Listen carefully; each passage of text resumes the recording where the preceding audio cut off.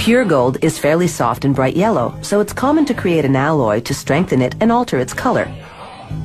Copper lends a reddish hue, and brass helps the alloy melt more quickly than gold and copper would alone. Depending on the ratio, adding these metals produces 14 or 18 karat gold. They melt the mix in a crucible at 1010 degrees Celsius. Just 3 of these scoops are enough to make about 5,000 14-karat gold chains.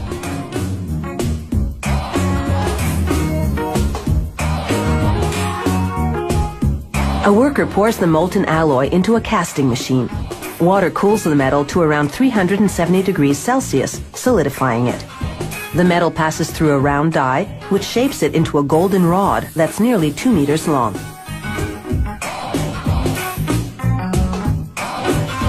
After cutting the rod in half, workers pass it through what's called a breakdown mill.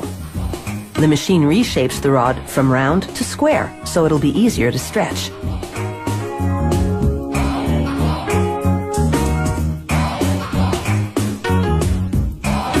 Next stop, a tandem mill. It's got 12 rollers that stretch the rod until it's about as thin as a piece of spaghetti. As it emerges, rollers shape the rod into a coil that's 24 meters long.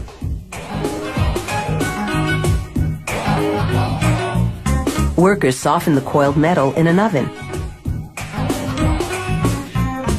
Then they uncoil and continue stretching what's now a wire by passing it through a die lined with industrial diamonds. To prevent overheating, the machine sprays lubricant to cool the wire while reducing it to the width of a human hair, its final size. The wire then winds into a nearly 2,800 meter long spool.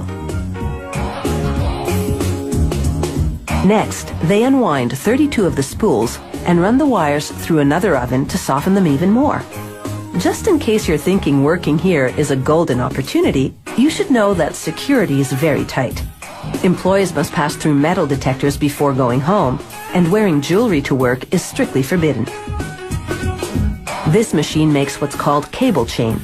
It passes wire through a link and closes it to make another link. The machine makes 600 links per minute.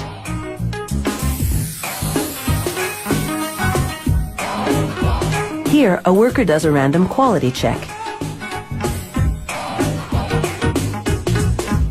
This machine makes a chain in what's called a Venetian style. The wire passes through a channel where mechanical jaws bend it over a die to make a link with the preceding segment.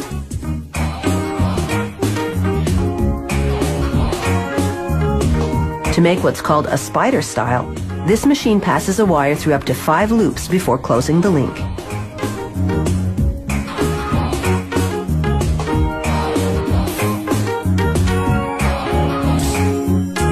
For a Figaro-style chain, this machine makes 3 short links before a mechanical arm moves the chain to another area to add 1 longer link.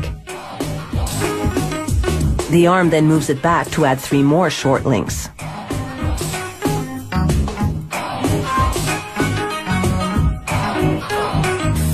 The simplest style is what's called a rope chain. To make it, this machine threads a wire through as many as 2 loops, then closes it to make another loop.